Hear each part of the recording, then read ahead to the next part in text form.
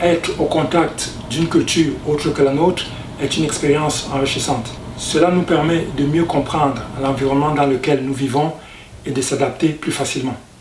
Mais de l'adaptation à l'acculturation, le pas est souvent très vite franchi. Certains d'entre nous sont devenus des étrangers à leur propre culture.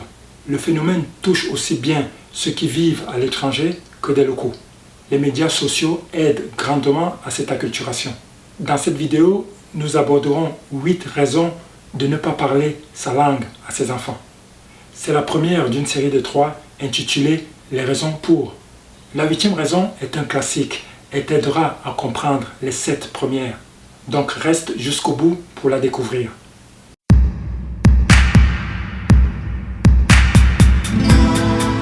Meirabe Malomalam Jojamle Tamamkijoy.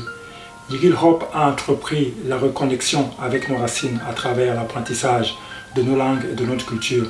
Il n'y a pas de connaissance sans langage.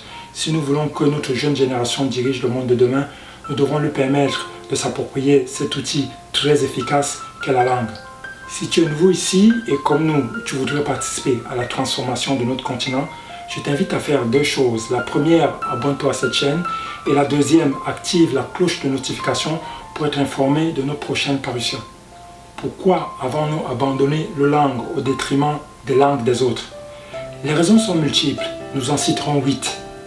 Il doit y avoir d'autres, n'hésitez pas à nous les mentionner dans les commentaires. Nous commencerons cette liste par des raisons extérieures à nous. Raison numéro 1. Ma conjointe ou mon conjoint ne veut rien savoir. Nous sommes encore l'une des rares communautés à se poser la question de savoir si nous devons communiquer avec nos enfants en nos langues. C'est souvent un sujet de tension entre les conjoints lorsque les deux n'ont pas la même vision de la chose. Nous comprenons que dans certains couples mixtes, le sujet puisse se poser. Pour les couples de la même appartenance linguistique, la difficulté vient du fait que pour x, y raison, l'un des conjoints ne veut plus rien savoir de sa culture.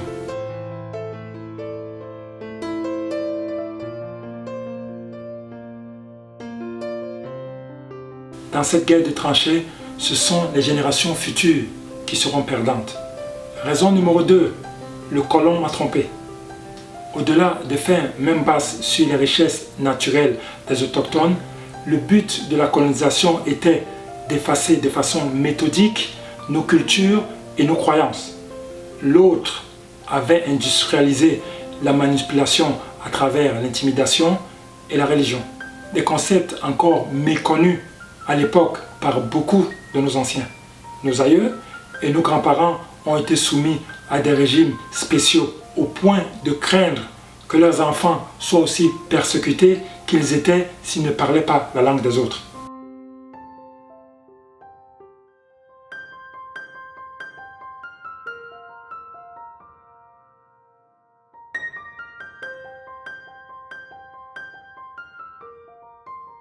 Ce qui a eu pour conséquence de créer en eux un complexe envers leur marqueur identitaire. Pour beaucoup, sans le savoir, ce complexe fut transféré à leurs enfants et leurs proches pour en faire de véritables combattants à leur propre culture. Parlons maintenant des raisons intérieures. Raison numéro 3. Ma culture n'est pas assez classe. Nous définirons ici le complexe par une peur silencieuse. La peur nous empêche de faire quoi que ce soit. Le complexe nous fait faire le contraire ou l'opposé de ce que nous devrions faire. Dans ce cas précis, le complexe peut nous faire dire, par exemple, que nous ne voulons pas que nos enfants prennent du retard scolaire. C'est pour cela que nous parlons la langue des autres à la maison et partout ailleurs. Il nous faut aussi dire qu'il n'y a aucun intérêt à ce que nous parlions à nos enfants en nos langues, pointant l'inutilité de celle-ci. Souvent, le complexe nous entraîne à nous poser la question suivante. Avec qui ils parleront? À cette question, nous répondrons à Monsieur Complexe par une autre question. Avec qui voulez-vous qu'ils parlent si nous ne communiquons qu'avec la langue des autres? Nous voulons d'abord qu'ils aient un intérêt, ensuite nous leur parlerons. Nous suggérons l'inverse.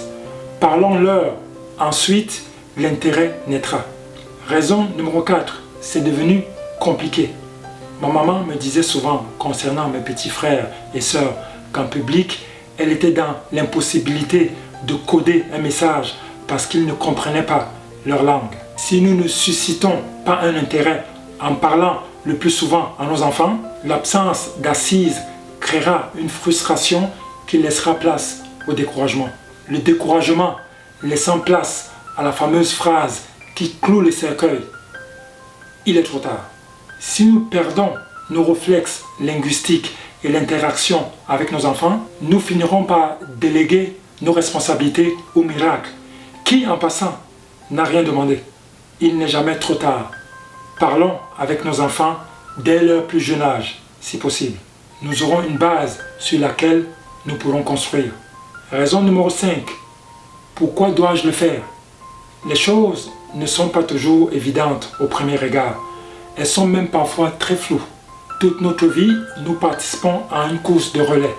Si le bâton tombe à notre niveau et que nous ne le ramassons pas, nous ne pourrons jamais finir la course. Par contre, si nous le ramassons, nous finirons celle-ci. L'essentiel dans ce cas n'étant pas de finir premier, mais de finir tout simplement.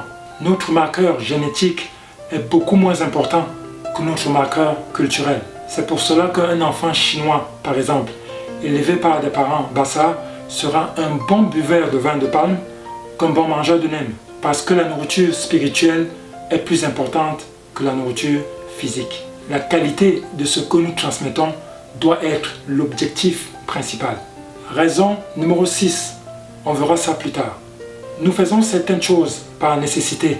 Se soigner, dormir, aller aux toilettes. Mais les actions qui nous feront sortir du lot et marquer notre époque et les générations futures sont celles qui nécessitent un effort et une motivation. Nous resterons les héros de nos enfants tant qu'ils n'auront pas la conscience suffisante pour analyser nos actions. Donc ne faisons pas les choses que par nécessité. Construisons l'imaginaire de nos enfants par des actions concrètes et durables. Et pour ça, nous avons besoin de motivation. Une fois lancées par notre motivation, ces actions concrètes deviendront une nécessité. Et nous les poserons sans effort dans le futur. Et ça commence aujourd'hui. Raison numéro 7. Fais vite, je suis pressé. La société d'aujourd'hui veut nous faire croire que si nous plantons une graine aujourd'hui, le lendemain, nous pourrons aller récolter ses fruits. Dans certaines familles, pour que le message passe vite, il faut systématiquement parler dans la langue des autres. Le fait que nos langues ne soient pas valorisées rend leur apprentissage un peu plus complexe que ceux qui font la une des journaux. Et nous devons comprendre que ce n'est pas nos enfants le problème, c'est nous le problème.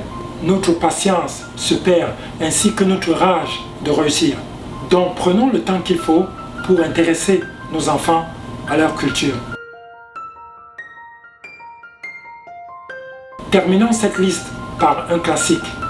Terminons par celui qui ne dit jamais rien, mais que nous accusons éternellement d'être absent. Raison numéro 8. Le temps.